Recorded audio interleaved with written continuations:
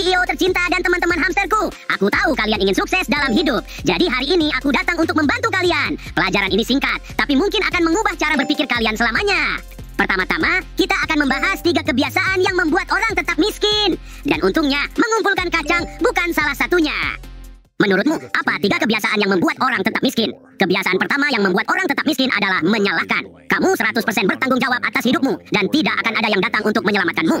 Jika kamu tidak percaya itu, kamu tidak akan pernah menciptakan apapun. Kebiasaan lainnya adalah tidak berinvestasi dalam keterampilanmu.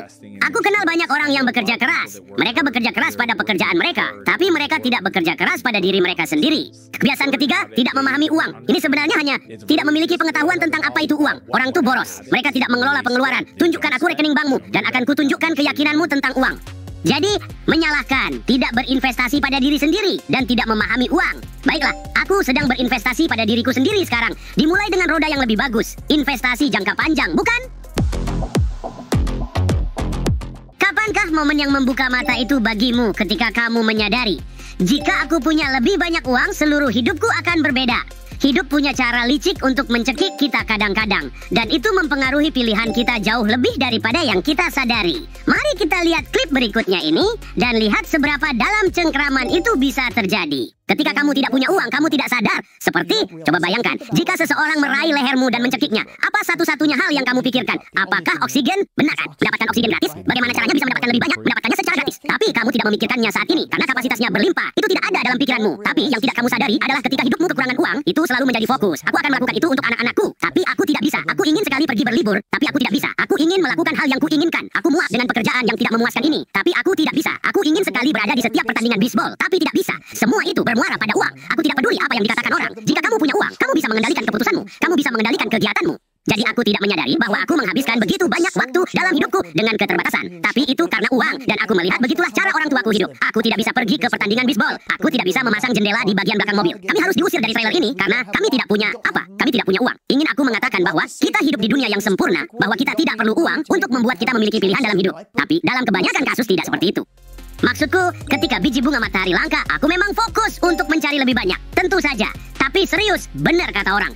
Uang bisa terasa seperti potongan puzzle yang hilang menghalangimu untuk bergerak. Tapi hey, mungkin jika kita kurang fokus pada apa yang tidak kita miliki dan mulai mencari tahu apa yang bisa kita kendalikan, kita akan punya sedikit lebih banyak ruang bernapas.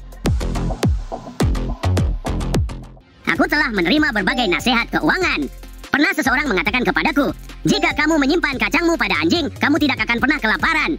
Nasihat yang bagus. Sampai kemudian aku kehilangan setengahnya. Tapi kamu tahu, ketika kamu mendengar nasihat yang benar-benar berkesan, itu bisa mengubah caramu memandang uang dan kehidupan untuk selamanya. Mari kita cek kebijaksanaan berikutnya ini. Apa nasihat keuangan terbaik yang pernah kamu terima sepanjang hidupmu? Kamu tahu aku sangat beruntung karena seperti yang kuceritakan sebelumnya, aku mulai mencuci mobil dan perahu untuk orang-orang yang sangat kaya. Dan yang kutemukan adalah semakin kaya orang-orang tersebut, semakin mereka ingin membantuku sebagai anak muda. Mungkin mereka melihat sebagian dari diri mereka dalam diriku, dan mereka ingin memberiku nilai tersebut. Dan apa yang mereka katakan kepadaku waktu itu, yang bahkan lebih relevan hari ini adalah, jangan menghitung uang orang lain. Begitu banyak orang yang melihat orang lain dan mereka melihat hal-hal yang sebenarnya tidak nyata. Orang-orang begitu terjebak dengan apa yang dimiliki orang lain dan ingin bersaing dengan tetangga, sehingga mereka membeli dan menghabiskan uang untuk hal-hal yang sebenarnya tidak mampu mereka beli. Banyak hal yang dilihat generasi muda saat ini di mana-mana itu palsu. Kamu mulai membandingkan dirimu dengan orang lain, selalu akan ada seseorang yang lebih kaya, selalu akan ada orang yang lebih banyak berpura-pura. Ini akan membuatmu merasa tidak aman, karena kamu akan terjun ke dalamnya. Aku bisa terjun ke Instagram dan menunjukkan 1000 anak yang tampaknya sedang berhasil, dan itu bisa membuatmu merasa buruk terhadap diri sendiri. Khawatirkan dirimu sendiri, berjalanlah dengan kecepatanmu sendiri, dan semuanya akan baik-baik saja. Itu adalah nasihat yang bisa kita semua manfaatkan. Berjalanlah sesuai dengan kecepatanmu sendiri, dan jangan terjebak oleh pameran palsu. Maksudku, mungkin kelihatannya aku seperti punya semuanya di depan kamera, tapi hey, aku tetap saja seekor hamster. Bagikan nasihat keuangan terbaik yang kamu dapatkan di kolom komentar, mungkin itu bisa mengubah hidup seseorang. Sampai jumpa di video berikutnya, dan ingat, hamster adalah kekuatan. Satu untuk semua dan semua untuk satu. Sampai jumpa.